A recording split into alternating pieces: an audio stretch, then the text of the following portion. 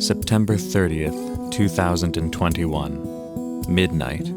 Dear family friend Derek and his cousin Neil set out to light a ceremonial fire along the shores of the Ottawa River, where their families had been forced to move by the government only 76 years ago, only 1 year before Deep River, Ontario was established as a town in 1946. The Lemire family homestead was cleared, along with those of several other families,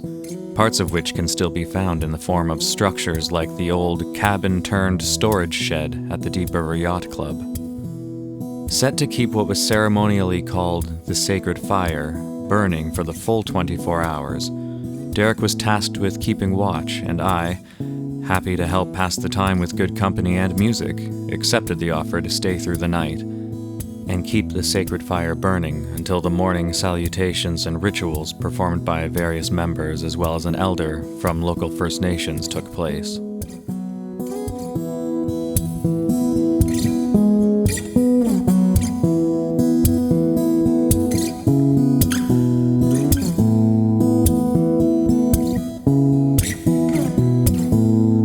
The sacred fire itself acts as a conduit through which the spirit realm is said to be made more accessible for the purposes of communing with ancestors and those who have gone before.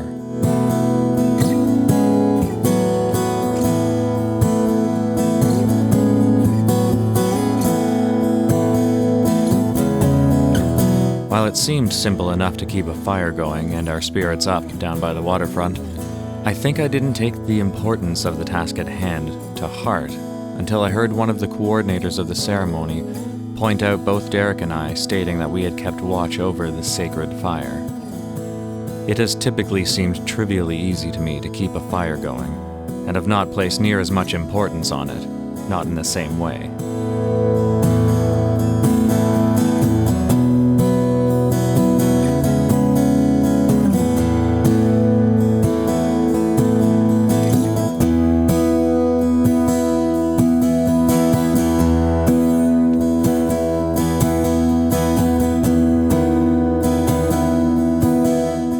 While I don't hold any faith in any creator, no matter their tradition or culture,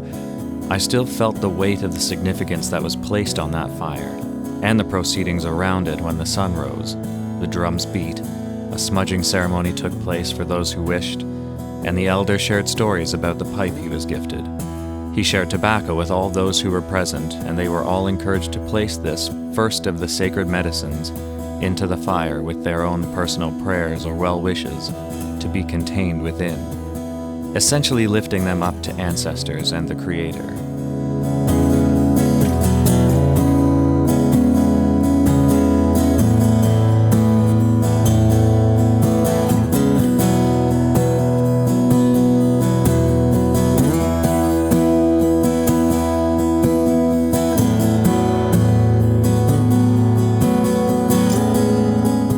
Throughout the rest of the day,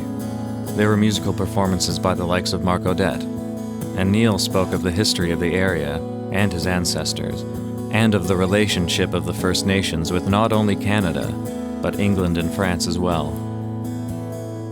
When all was said and done, the fire was still to be kept watch over until midnight, completing what became a full 24-hour ritual comprised of many others within.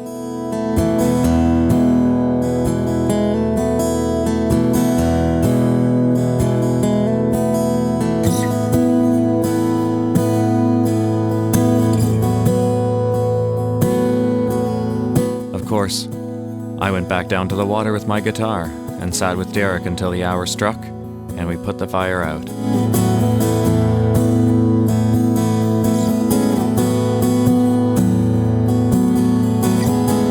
While I didn't film the ceremony out of respect for the wishes of those performing, I did capture the sunrise over the mountains, which,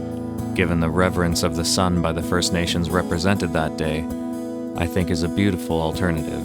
and one that still holds deep meaning to their culture.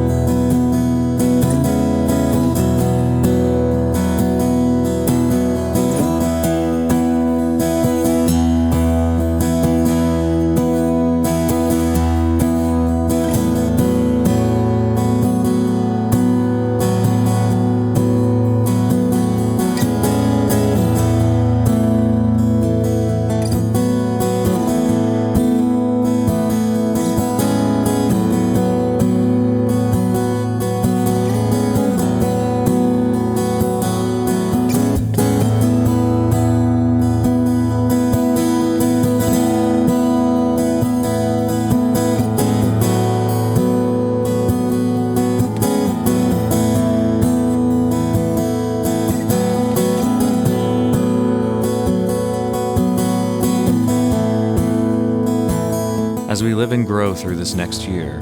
I hope that others will come to share in the warmth of that sacred fire, so that more knowledge can be shared, and more healing can take place in what is the ongoing reconciliation on this land.